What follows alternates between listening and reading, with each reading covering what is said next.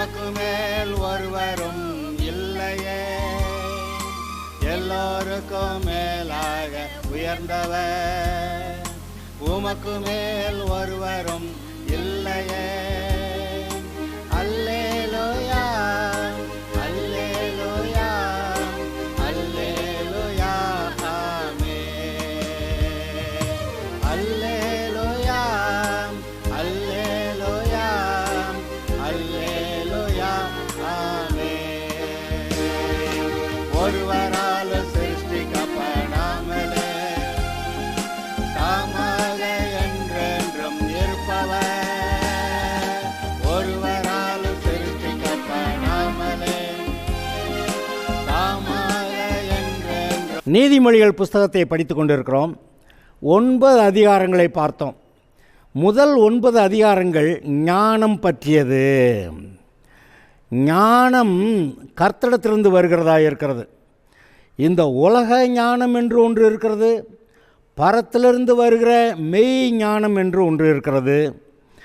ஆக இந்த உலகத்தார் பாவிகள் ஞானமாக வாழணும்னு சொல்லுவாங்க.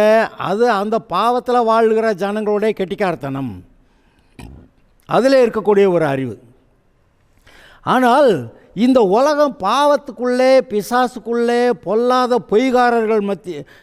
பொய்காரர்களால் நிறைந்திருக்கிறதுனால இவர்களுடைய வழிநடத்துதலினாலே நாம் வாழக்கூடாது என்று சொல்லி தேவனே நமக்கு வெளிப்பாடுகளை கொடுக்கிறார் என்று நீங்கள் வாசிக்கிறீர்கள்.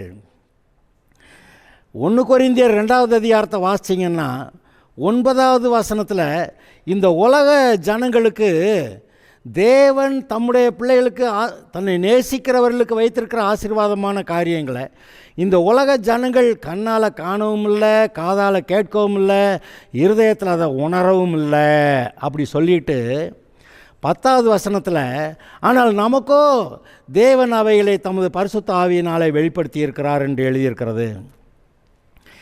அதாவது ரட்சிக்கப்படாத இந்த உலக மக்களுக்கு தேவனுடைய காரியங்கள் ஒன்றுமே தெரியவில்லை. ஏன்னா அவங்க யார் மத்தியில் இருக்காங்க? ரட்சிக்கப்படாத பாவிகள் மத்தியில், பேதையர் மத்தியில், அல்லது தங்களை கெட்டிக்காரர்கள் என்று சொல்லிக்கிறவர்கள் உலக ஞானத்தில் இப்படி பணம் சேர்த்தேன், இப்படி ஐஸ்வர்யவானானே, இப்படி நான் பெரிய அதிகாரியானே என்று சொல்லி இப்படி கெட்டிக்காரத்தனமாக சாதித்தேன். கெட்டிக்காரத்தனத்தை கர்த்தர் பேசவில்லை, கெட்டிக்காரத்தனத்தை கர்த்தர் கொடுப்பார். ஆனால் இந்த உலகம் பொய்க்குள்ளே கிடக்கிறதுனாலே பொய்யிலே பிறந்து பொய்யிலே வளர்ந்த புலவர் பெருமானேன்னு ஒரு ஆள் பாட்டு பாடி வச்சான் பார்த்தீங்களா? அதுபோல் இந்த உலகத்திலே பொய்களால் நிறைந்த அந்தகாரமாக இருக்கிறது. ஆதலால் இந்த உலகத்திலே தேவனுடைய பிள்ளைகளுக்கு என்னவுமே கிடைக்காது. ரட்சிப்பும் பரலோகத்திலிருந்து வருகிறது. இந்த பூமிக்குரிய வாழ்க்கையும் கூட தேவனுடைய ஞானம், தேவனுடைய ஆலோசனை இருந்தால் ஒழிய நன்றாய் வாழ முடியாது. ஆதலால் இந்த முதல் 9 அதிகாரங்களில் ஞானம் பற்றி பேசிக்கிட்டே வந்தார். ஞானத்துக்கு இடம் கொடுக்காத ஆளுக எங்கே பொல்லாத பரஸ்திரீ இடத்திலே சிக்கி கொள்ளுகிறார்கள் என்று 3வது, 5வது, 7வது அதிகாரங்களில் சற்றது விளக்கமாக வேற சொல்லியிருக்கு. ஞானமே முக்கியம் என்று சொல்லி 8வது அதிகாரம் ஞானம் நான் தான் சொல்லி கர்த்தரங்க சொல்கிறாரு. 9வது அதிகாரத்தில் ஞானமும் கூப்பிடுதான், இந்த பரியாசக்காரனும் மதியற்ற ஸ்திரீயும் கூப்பிடுறாளாம். நீங்கள் யார் கூப்பிட்றதை கேட்டு போகிறீங்கன்னு கேள்வி அங்கே வருது.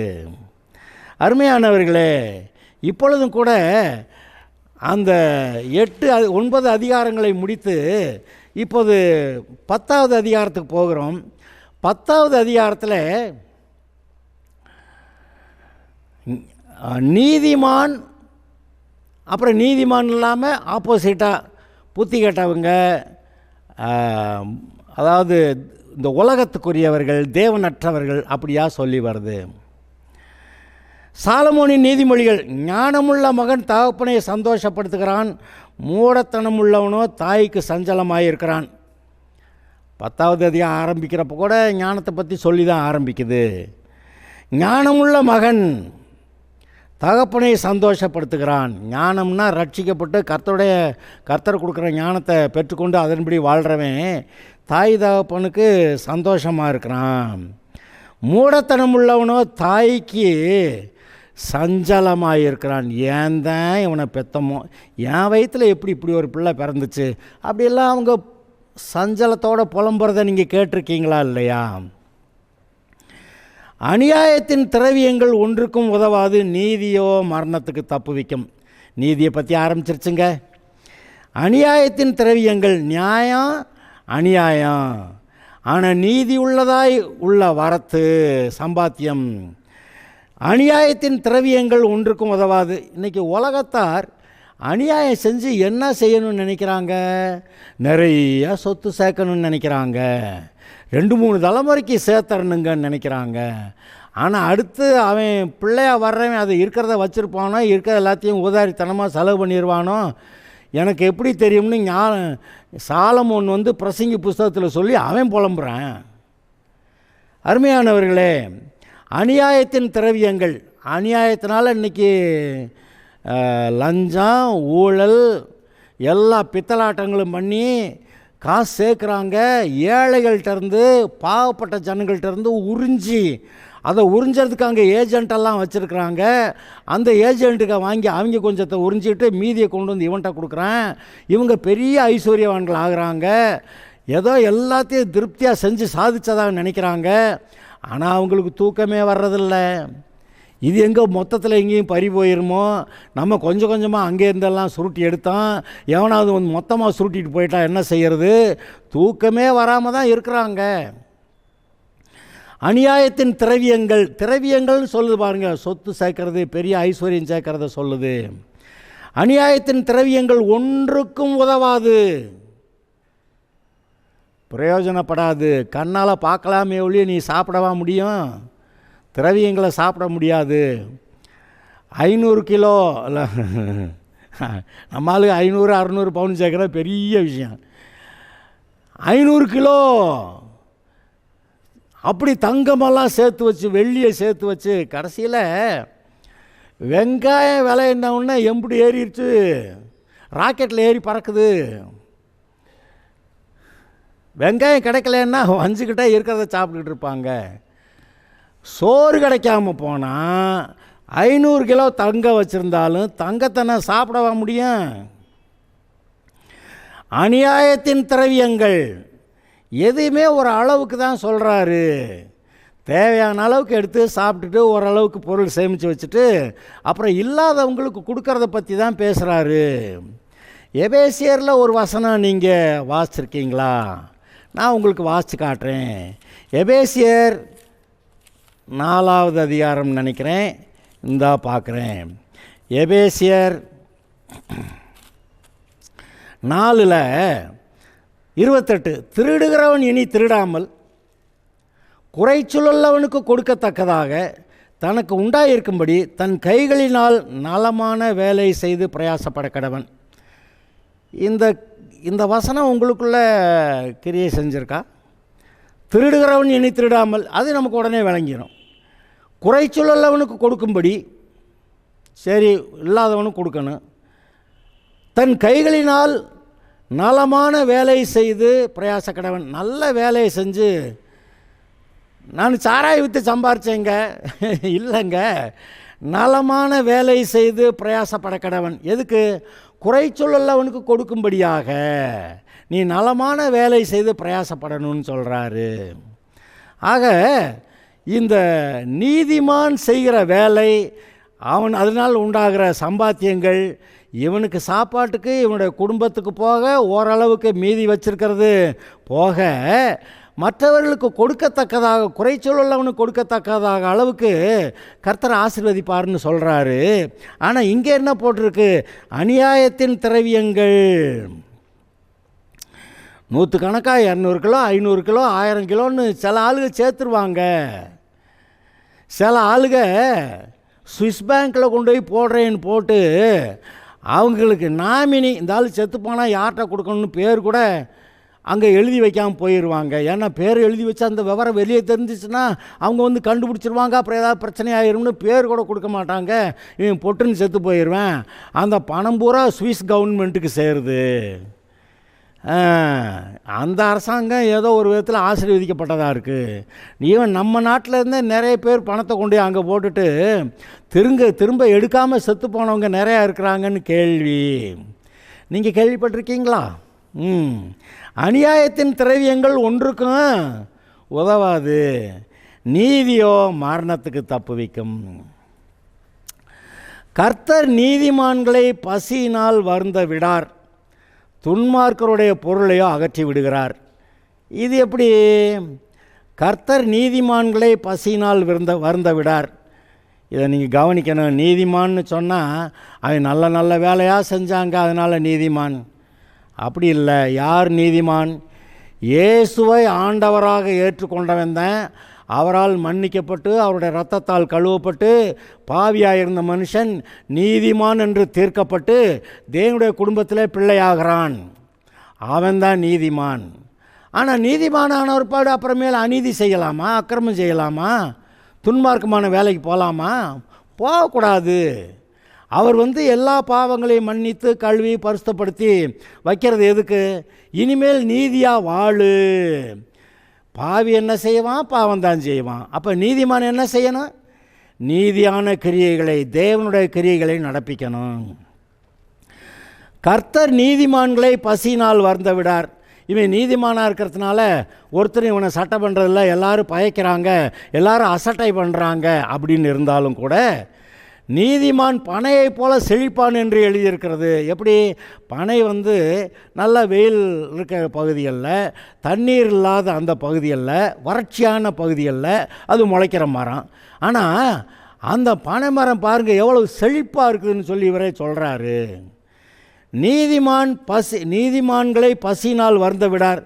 அவன் எப்பேற்பட்ட நெருக்கத்தில், அது கோடை காலத்தில் மழை இல்லாத இருக்கிறது போல் அப்படிப்பட்ட சூழ்நிலையில் இருந்தால் கூட எப்படி இந்த பனைமரம் செழித்தவருங்குதோ அது மாதிரி இவனை நான் போஷிச்சிருவேன் அப்படிங்கிறாரு. நீதிமான்களை பசியினால் வருந்த விடார். எங்கிட்ட குறுக்க பூந்துருவார் இவர். என் பிள்ளைக்கு நான் சாப்பாடு கொடுப்பேன்னு எங்கேயாவது ஒரு இடத்துல கொடுத்துருவார். துன்மார்க்கருடைய பொருளையை அகற்றி விடுகிறார். இந்த அக்கிரமத்தில் அநியாயத்தினால் சேர்த்து வச்சாங்களே திரவியங்கள், ஏதோ ஒரு விதத்தில் அது அவங்கள விட்டு போயிடும். இப்போவும் கூட நீங்கள் உங்களுடைய இந்த சமுதாயத்தில் பெரிய பெரிய பணக்காரர்கள், பெரிய பெரிய முன்ன காலங்களில் இந்த நடிகர்கள் நடிகைகள்லாம் நிறையா சம்பாரிச்சாங்கன்னு சொல்லுவோம். இப்போ காலங்களில் பாருங்கள் அவங்களே ஓட்டாண்டியாக இருக்கிறத பார்க்க முடியுது. அப்புறம் பெரிய அரசியல்வாதிகளை இப்படி சேர்த்தாங்க அப்படி சேர்த்தாங்கன்னு சொல்லுவாங்க. திடீர்னு பார்த்தா அவங்களே ஓட்டாண்டியாக இருக்காங்க, திடீர்னு ஜெயிலுக்கெல்லாம் போகிறாங்க. என்ன நடக்கிறது? நீதிமான்களை பசியினால் வருந்த விடார், துன்மார்க்கருடைய பொருளையை அகற்றி விடுகிறார். ஒரு கதை சொல்லுவாங்க. ஒரு பாட்டி உட்காந்து, அது நல்லா கர்த்தருடைய பிள்ளையா நல்லா உட்காந்து ஜெபம் பண்ணுமா, கர்த்தருக்கு ஸ்தோத்திரம் சொல்லணுமா, ஆத்மாக்கள் ரட்சிக்கப்படணும்னு சொல்லுமா, ஜெபம் பண்ணுமா, வர்றவங்களுக்கு கர்த்தருடைய வழிகளை வாசனத்தெல்லாம் சொல்லுமா. ஆனால் பாவப்பட்ட ஏழை பாட்டி. ஒரு தடவை பாட்டிக்கு பிரியாணி சாப்பிடணும் போல் ஆசை வந்துருச்சு. அது காலையில் எழுந்திரிச்சோடனே, ஆண்டவரே இன்றைக்கி எனக்கு பிரியாணி சாப்பிடணும்னு ஆசையாக இருக்கு, ஆண்டவரே நீர் எனக்கு இன்றைக்கி பிரியாணி கொடுக்கணும், நீர் தான் எனக்கு வேறு யார் இருக்கா, நீர் தான் எனக்கு இன்றைக்கி பிரியாணி கொடுக்கணும் அப்படின்னு அது உருக்கமாக ஜெபம் பண்ணி பிடிச்சி. இந்த பக்கத்தில் வீட்டுக்காரன் அவன் ஒரு துன்மார்க்கன். அவனுக்கு கர்த்தரையும் பிடிக்காது, கர்த்தருடைய பிள்ளைகளை கோட்டா பண்ணுறது, அவங்கள கேலி பண்ணுறது, அதில் சந்தோஷப்படுறது, அதான் அவனுக்கு அவனுடைய மனநிலை. இந்த பாட்டி ஜெபம் பண்ணுறது காதில் விழுந்துருச்சு. எங்கே இந்த பாட்டிக்கு கர்த்தர் எந்த வழியாக பிரியாணி கொண்டு வந்து கொடுக்குறாரு பார்க்கலாம் அப்படின்னுட்டு இவனுக்கு தெரிஞ்சு வச்சு, கர்த்தர் ஒன்றும் பிரியாணியை திடீர்னு அங்கே பூம்பா பண்ணி அங்கே ஒன்றும் உண்டாக்க போகிறதில்ல. ஆனால் இந்த பாட்டிக்கு நல்ல பாடம் போட்டணும் அப்படின்னு நினச்சி என்ன செஞ்சானோ, அந்த பாட்டி பாட்டுக்கு கண்ணை எரிக்கி மூடிக்கிட்டு ஜெபம் பண்ணி ஸ்தோத்திரம் பண்ணிக்கிட்டு, ஸ்தோத்திரம் ஆண்டவரே பிரியாணிக்கு ஸ்தோத்திரம், பிரியாணி தாரும் அப்படியெல்லாம் சொல்லி ஜெபம் பண்ணிக்கிட்டு இருக்கிறப்ப பிரியாணியை கொண்டு வந்து முன்னாடி வச்சுட்டு போயிட்டானா. பிரியாணியை கொண்டு வந்து முன்னாடி வச்சுட்டு போயிட்டானா. வாசனை கமன்னு உடனே இது கண்ணை திறந்து பார்த்து, ஆஹா பிரியாணி, ஸ்தோத்திர ஆண்டவரே, அல்லேலூயா, பிரியாணிக்காக உமக்கு ஸ்தோத்திர ஆண்டவரே அப்படின்னு சொல்லி கர்த்தருக்கு ஸ்தோத்திரம் சொல்ல ஆரம்பிச்சிருச்சு. இவனுக்கு ரொம்ப வருத்தம் ஆயிடுச்சு. நம்ம கொண்டே பிரியாணியை வைக்க இது பாட்டுக்கு கர்த்தருக்கு ஸ்தோத்திரம் சொல்லி நன்றி சொல்லிக்கிட்டு இருக்குதுன்னு அவன் கேட்டிருக்கேன். ஏப்பாட்டி, கர்த்தரை அவனுக்கு பிரியாணியை கொடுத்தாரு, நீ வாட்டு கர்த்தரை ஸ்தோத்திரம் சொல்லிக்கிட்டு இருக்கிற, நான் தான் கொண்டு பிரியாணி சொல்லிக்கிட்ட கிடக்கிறேன்னு நான் தான் பிரியாணியை கொண்டு வைக்க, நீ எனக்கு நன்றி சொல்கிறத விட்டு நீ கர்த்தருக்கு நன்றி சொல்லிக்கிட்டு இருக்க அப்படின்னு அவன் கேட்க, அந்த பாட்டி சொல்லிருச்சு, போடா, என் கர்த்தர்கிட்ட நான் கேட்டால் அவர் பிரியாணி கொடுப்பாரு, வேறு என்ன வேண்டாலும் கொடுப்பாரு, இல்லை நான் தானே கொண்டு வச்சேன், போடா, பிசாசை வச்சு கூட கர்த்தர் எனக்கு பிரியாணி கொடுக்க முடியும்டா அப்படின்னு சொல்லி பிடிச்சான். எப்படி பாருங்க, கர்த்தர் நீதிமான்களை பசியினால் வருந்த விடார். இது பிரியாணி கேட்ட கேஸு, ஆனால் பசியினால் வருந்த விடார் என்று சொல்லியிருக்கிறது. துன்மார்க்கருடைய பொருளையோ அகற்றி விடுகிறார். இன்றைக்கு நிறைய பெரிய பணக்காரர்கள் கொஞ்ச நாட்களில் அவங்கள்ட்ட இருந்ததெல்லாம் போயிடுச்சு, பெரிய பெரிய பிஸ்னஸ் பீப்புளெலாம் அந்த பிஸ்னஸ் விழுந்து போச்சுன்னு சொல்கிறாங்க. நமக்கு ஆச்சரியமாக இருக்குது, இவ்வளோ பெரிய ஐஸ்வர்யவான்களா, இவ்வளோ பெரிய பிஸ்னஸ், இவ்வளோ சம்பாத்தியங்கள் இருந்தவங்க எப்படி அப்படி ஆனாங்கன்னு நமக்கு ஆச்சரியமாக இருக்குது. ஓகே, அடுத்த பாயிண்ட்டுக்கு போகிறாரு. சோம்பல் கையால் வேலை செய்கிறவன் ஏழையாவான், சுறுசுறுப்புள்ளவன் கையோ செல்வத்தை உண்டாக்கும். சோம்பலாக இருக்கிறவன், சுறுசுறுப்பாக இருக்கிறவன், இதை மட்டும் இப்போ பேசுது. முதல்ல அநியாயத்தின் திரவியங்கள்னு நீதி மரணத்துக்கு தப்பு வைக்கும்னு சொல்கிறாரு. இங்கே நீதிமான்களை பசினால் வருந்த விடாருன்னு, அப்புறம் துன்மார்க்குடைய பொருளை அகற்றி விடுகிறாருன்னு, அப்புறம் இப்போ சொல்கிறார் சோம்பல் கையாய் வேலை செய்கிறவன் சுறுசுறுப்புள்ளவன் அப்படின்னு சொல்ல வர்றாரு. சோம்பல் கையால் வேலை செய்கிறவன் ஏழையாவான். ஒரு வேலையை உருப்படியாக செஞ்சு முடிக்க மாட்டான், குளிர்கிறது என்று உழமாட்டான். அப்படி நம்ம ஏற்கனவே பார்த்துருக்குறோம். கையை சாப்பாடுக்கு களத்தில் வச்சுட்டு திரும்ப கையை வாய்க்கு எடுக்கிறதுக்கு ரொம்ப யோசனையாக இருக்கான். அப்படி இருக்காங்களாம் சோம்பேறிகள். சோம்பேறிகள் குளிர்கிறது என்று உழமாட்டான், கடைசியில் அறுவடையில் பிச்சை கேட்டால் கூட கிடைக்காதுன்னு சொல்கிறாரு. இப்போ சோம்பல் கையாய் வேலை செய்கிறவன் ஏழையாவான், இவனுக்கு சம்பாத்தியமே இருக்காது, இருக்கிறதும் போயிடும். சுறுசுறுப்புள்ளவன் கையோ செல்வத்தை சேர்க்கும். கோடை காலத்தில் சேர்க்கிறவன் புத்தியுள்ள மகன், அப்போ தான் வேலை செய்ய முடியும். மழை காலத்தில் மழை விட்டு விடாமல் மறுபடியும் அடுத்து மழை பிடிச்சிருச்சுன்னா எந்த வேலையை செய்கிறது? கோடை காலத்தில் சேர்க்கிறவன் புத்தியுள்ள மகன். அறுப்பு காலத்தில் தூங்குகிறவனும் லட்சையை உண்டாக்குகிற மகன். அறுப்பு காலத்தில் தூங்குறவன் சோம்பேறி, ஆனால் புத்தி உள்ளவன் என்ன செய்கிறான்? கோடை காலத்தில் வேலையை செஞ்சு சம்பாதிச்சு வச்சுக்கிட்டு மழை காலத்தில் குளிர் காலத்தில் நமக்கு இது பிரயோஜனமாக இருக்கும்னு வச்சுருக்கான். நீதிமானுடைய சிரசின் மேல் ஆசீர்வாதங்கள் தங்கும். நீதிமான் யார்? நான் மறுபடியும் சொல்கிறேன், தேவனால் பிறந்தவர்கள், தேவனுடைய பிள்ளைகள், இயேசுவை ஆண்டவராக ஏற்றுக்கொண்டு அவராலே நீதிமான்கள் ஆக்கப்பட்டவர்கள். நீதிமானுடைய சிரசின் மேல் ஆசீர்வாதங்கள் தங்கும். கொடுமையோ துன்மார்க்கனுடைய வாயை அடைக்கும். கொடுமைக்காரன் இருக்கானே, எங்கேயாவது சிக்கலில் மாட்டிக்கிறான், வாயை திறக்க முடியாதபடி அவன் ஆயிடுவான். கொடுமையோ துன்மார்க்கனுடைய வாயை அடைக்கும். நான் இப்படி நீதிமான் சொல்கிறதுக்கு அங்கே ஒன்றுமே அவனுக்கு இருக்காது. நீதிமானுடைய பேர் புகழ் பெற்று விளங்கும், துன்மார்க்கனுடைய பேரோ அழிந்து போகும். நீதிமான், துன்மார்க்கன், இந்த கான்ட்ராஸ்டை நீங்கள் பார்த்துக்கிட்டே வரணும். நீதிமானுடைய பேர் புகழ் பெற்று விளங்கும், துன்மார்க்கருடைய பேரே அழிஞ்சிருங்க. இவன் அழிஞ்சு போயிடுவான். அப்படி ஒருத்தன் இருந்தாங்கிறது கூட இல்லாமல் தெரியாமல் போயிடும். அந்த இடமும் அவன் இருந்ததை அறியாதுங்கிற அளவுக்கு ஆயிரும். துன்மார்க்கனுடைய பேரோ அழிந்து போகும். இருதயத்தில் ஞானமுள்ளவன் கட்டளைகளை ஏற்றுக்கொள்ளுகிறான், அலப்புகிற மூடனோ விழுவான். பார்த்திங்களா, இருதயத்தில் ஞானமுள்ளவன் நீதிமான், அவன் கட்டளைகளை ஏற்றுக்கொள்ளுகிறான். 10 கட்டளை இருக்குது. 10 கட்டளையில் ஏற்றுக்கொண்டு கர்த்தருடைய பலத்தினால அதை செய்யணும். எந்த தனி மனிதனும் அதை தானாக செய்ய முடியாது. ஆனால் பரிசுத்தாவின் பலத்தினால அந்த 10 கற்பனையும் மட்டுமில்ல, அதை விட அதிகமாக நிறைவேற்றலாம்னு சொல்கிறாரு. அங்கே சொல்கிறாரு, விபசாரம் செய்யாதிருப்பாயாக, அது விபசாரம் செய்கிற இப்படிப்பட்ட தண்டனை கொள்ளவான்னு எழுதியிருக்கு. இதெல்லாம் பூர்வத்தாருக்கு உரைக்கப்பட்டது என்று அறிந்திருக்கிறீர்கள்ங்கிறாரு. ஆனால் இப்போ இவர் என்ன பண்ணுறாரு, சட்டத்தை இன்னும் கொஞ்சம் ஹார்ட் ஆக்குறாரு. எப்படி? அந்த ஒரு ஸ்திரீயை இச்சையோடு பார்க்குறவன் எவனும் அவளோட விபச்சாரம் பண்ணி ஆகிட்டுன்றாரு. ஐயோ, விபச்சாரம் பண்ண வேண்டாம், அந்த ஸ்திரீயை இச்சையோடு அப்படி பார்த்தாவே போதும்னுட்டார். இவன் விபசாரின்ட்டார். அப்போ பழைய ஏற்பாட்டு கட்டளையே தேவலை போலன்னு நினைக்கிற அளவுக்கு இருக்குது. இவர் பார்த்தாவே போச்சுடா, இச்சையோட பார்த்தா போச்சுன்ட்டார். ஆனால் நீங்கள் கவனிங்க, இந்த உலகத்தில் எந்த மனுஷனுமே நியாயப்பிரமாணத்தை நிறைவேற்றலை. ஆனால் இயேசுவானவர் மனிதனாக வந்து மனிதனுடைய அளவுக்குள்ளே வரம்புக்குள்ளேயே செயல்பட்டாலும் கூட பரிசுத்த ஆவியை பெற்றிருந்ததினாலே 10 கற்பனைகளையும் சரி, மற்ற சொல்லப்பட்டிருக்கிற 600 சொச்சம் கற்பனைகளையும் எல்லாவற்றையும் நிறைவேற்றினார்.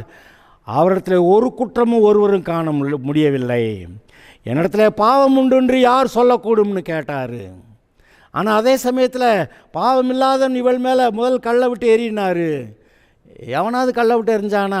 அவன் கல்லை போட்டுட்டு பெரியவர் முதல் சிறியவர் வரைக்கும் இடத்த காலி பண்ணிட்டாங்க. ஆக இவர் ஒருத்தர் தான் பாவம் இல்லாதவர். நம்மை போல சோதிக்கப்பட்டும் பாவம் இல்லாதவராக இருக்கிற இந்த பிரதான ஆசாரியர் அப்படி எழுதியிருக்கு. ஆக அருமையானவர்களே, இப்பொழுது இதை கவனியுங்கள். பரிசுத்த ஆவியினாலே நீங்கள் கட்டளைகளை நிறைவேற்ற முடியுங்கிறாரு. இயேசு நிறைவேற்றினார். அவர் எப்படி செஞ்சார்? அவர் மனுஷன்தான். ஆனால் பரிசுத்த ஆவியின் நிறைவினாலே, பரிசுத்த ஆவியின் பலத்தினாலே கட்டளைகளையெல்லாம் நீங்கள் நிறைவேற்றலாம்னு சொல்ல வர்றாரு. அது பெரிய விஷயந்தாங்க. நீங்கள் இந்த மலை பிரசங்கத்தை பார்த்திங்கன்னா அநேக நியாயப்பிரமாணத்தை சொல்லி ஆனால் கிருபையினால் அதை நிறைவேற்றலான்னே சொல்லிக்கிட்டு வருவார். நீங்களும் நானும் கிருபையினாலே வாழும்படி அழைக்கப்பட்டவர்கள். அதனால் பார்த்திங்களா, நீதிமானுடைய பேர் புகழ் பெற்று விளங்கும், துன்மார்க்கனுடைய பேர் கூட எல்லாம் போயிரும்ன்றாரு.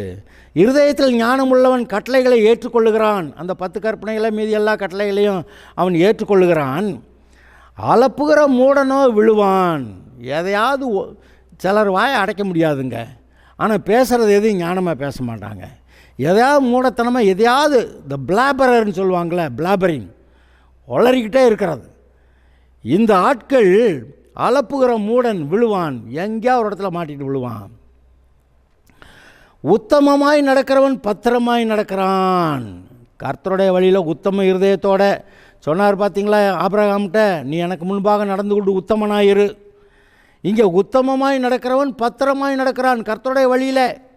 அவர் தமது நாமத்தினும் நம்மை நீதியின் பாதைகளை நடத்துகிறவர். அங்கே மரண இருளின் பள்ளத்தாக்க இருந்தால் கூட அதுக்கும் பயப்பட வேண்டியதில்லை, ஏன்னா இவர் அங்கே இருக்கிறார். அப்போ நீங்கள் உத்தமமாக நடந்தீங்கன்னா பத்திரமாய் நடக்கிறீர்கள். அங்கே பெருமழை சொரிந்து பெருவெள்ளம் வந்து காற்று அடித்து வெள்ளம் வந்து அது மேலே மோதினப்ப அங்கே பாருங்கள், அவருடைய வசனத்தை கேட்டு உத்தமமாக நடந்த அவன் நிலை நிற்கிறான்.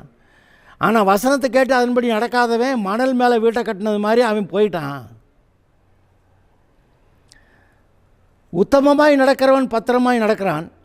கோணலான வழிகளில் நடக்கிறவனோ கண்டுபிடிக்கப்படுவான். கோணலான வழியில் நடக்கிறவன் பூரா ரகசியமாக அடுத்தவங்களுக்கு தெரியாமல் இப்படி செஞ்சு அப்படி செஞ்சு இவனை கவுத்தி அவனை கவுத்தி அவன்கிட்ட இருக்கிறத பிடுங்கி நம்ம கெட்டிக்காரத்தனமாக வந்துடலாம் அப்படின்னு நினச்சா அவன் கண்டுபிடிக்கப்படுவான்னு இருக்குது. பசியை ஆற்ற திருடினால் ஒருத்தனை அவனை வைய மாட்டாங்க, ஆனால் கண்டுபிடிக்கப்பட்டால் இருக்கிறது எல்லாத்தையும் கொடுத்தாகணும்னு சொல்லிட்டாரு. கோணலான வழிகளில் நடக்கிறவனை கண்டுபிடிக்கப்படுவான். என்னன்னா சேட்டை பண்ணான்னு அவ்வளவும் லிஸ்ட்டு வந்துடும். இன்றைக்கும் கூட அநேகர் பெரிய ஆட்களாக இருந்தவங்களெல்லாம் அவங்க காலங்களுக்கு பிறகு அவங்க எப்படி பொல்லாததான் வழியில் நடந்தாங்கன்னெல்லாம் எப்படியாவது வந்துடுறதில்ல வெளியே. கண் சாடை காட்டுகிறவன் நோவு உண்டாக்குகிறான், அளப்புகிற மூடன் விழுவான். கண் சாடை காட்டுகிறவன் நோவு உண்டாக்குகிறான். 4 பேர் நின்று பேசிக்கிட்டு இருக்கிறப்பவே இவனுக்கு தெரியாமல் நான் அவனுக்கு ஏதோ ஒரு விஷயத்தை கம்யூனிகேட் பண்ணணும்னு கண்ணாலே ஒரு இமைச்சு ஒரு கண்ணடித்து இவனுக்கு தெரியாமல் இவனை கவுத்தரலாம் அப்படின்னு என்னமோ ஒரு ஐடியா இன்னொன்று சொல்கிறான் பார்த்தீங்களா? இப்படி கண் சாடை காட்டுகிறவன் நோவு உண்டாக்குறான். இப்படி நமக்கே தெரியாமல் காரியத்தை செய்யணும்னு இவன் அவன்கிட்ட கண்ணடிக்கிறேன் அப்படின்னு சொல்லி, என்னடா நல்லா ஃப்ரெண்ட்ஸுன்னு சொல்லி கடைசிக்கு இப்படி இருந்துக்கிட்டு இப்படி நீ கவுத்துறியன்னு நோவு உண்டாக்குகிறான் என்று எழுதியிருக்க. நோவுன்னா வியாதி. இதுவே பெரிய டிப்ரெஷன் ஆயிரும் அவனுக்கு. நம்ம ஃப்ரெண்டுன்னு நினச்சிக்கிட்டு இருந்தோம்டா, கடைசிக்கு இவன் இப்படி இருக்கிறான் நம்மளே கவுத்துறான்னு சொல்லி அதுவே வியாதியாக போகிற அளவுக்கு ரொம்ப நம்பி இருந்தேன், கடைசிக்கு என்னை கவுத்துட்டான் அப்படி சொல்லுவாங்க பார்த்தீங்களா? அலப்புகிற மூடன் விழுவான். இப்போ இந்த அலப்புகிற மூடன் விழுவான்னு ஒரு வசனத்துக்கு முன்னாடி சொல்லியிருக்கு. இப்போ மறுபடி அலப்புகிற மூடன் விழுவான்னு எதுக்கு? நீங்கள் அலப்புறவங்களாக இருக்கக்கூடாது. சும்மா இதையும் அதையும் உளறிக்கிட்டு தேவையான வார்த்தையை மட்டும் பேசுன்னு இருக்குது. அங்கே மத்தேயு 12வது அதிகாரம் எடுத்து வாசிங்கன்னா, மனுஷர் பேசும் வீணான வார்த்தைகள் யாவையும் குறித்து நியாய தீர்ப்பு நாளிலே கணக்கு ஒப்புவிக்க வேண்டும் என்று உங்களுக்கு சொல்லுகிறேன். இங்கே என்ன வாசித்தான்? அலப்புகிற மூடன். எதை வேணாலும் வேஸ்ட்டாக பிரயோஜனம் இல்லாத உளறிக்கிட்டு பிளாபர் பண்ணிக்கிட்டு.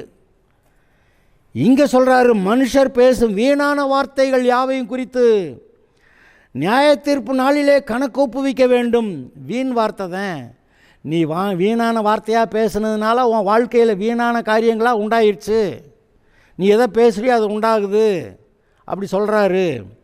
மனுஷர் பேசும் வீணான வார்த்தைகள் யாவையும் குறித்து நியாய தீர்ப்பு நாளில் கணக்கு ஒப்புவிக்க வேண்டும் என்று உங்களுக்கு சொல்லுகிறேன். ஏனெனில் உன் வார்த்தைகளினாலே நீதிமான் என்று தீர்க்கப்படுவாய், அல்லது உன் வார்த்தைகளினாலே நீ குற்றவாளி என்று தீர்க்கப்படுவாய். பேசுகிற வார்த்தைகளை பற்றி கவனித்து பேசுங்க அப்படி சொல்கிறாரு. அலப்புகிற மூடன் விழுவான். அவன் அதாவது நின்றுக்கிட்டு இருந்தால் பரவாயில்ல, தொப்புன்னு கீழே விழுந்து அடிபட்டால் எப்படி இருக்கும் பாருங்கள். அலப்புகிற மூடன் 10 வசனங்களை வாசிச்சிருக்கோம் இந்த 10வது அதிகாரத்தில்.